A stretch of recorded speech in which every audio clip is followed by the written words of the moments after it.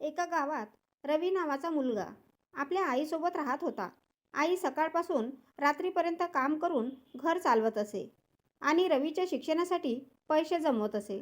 पण रवीला मात्र आईचं प्रेम जुन्या काळचं वाटायचं. मोबाईल, फॅशन, मित्र हेच त्याचं सगळं जग. आई किती कष्ट करते याकडे मात्र त्याचं लक्ष नसायचं. एकदा कॉलेजमध्ये फी भरण्याची वेळ आली. रवीला वाटलं आता काय होणार. घरी जाऊन आईला सांगितलं तर ती शांतपणे हसली आणि म्हणाली, काळजी करू नकोस, भरून टाक फी. रवीने आश्चर्याने विचारलं, आई तुझ्याकडे पैसे कुठून आले? आईने हळूच हात उघडून दाखवले. तिच्या हातावर पडलेल्या जखमा.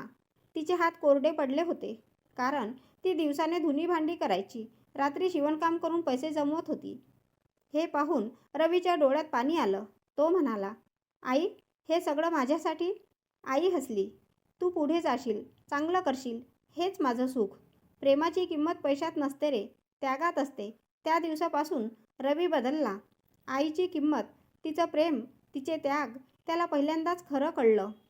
कथा आवडली असल्यास लाईक करा, कमेंट करा आणि चॅनलला सबस्क्राईब करायला विसरू नका.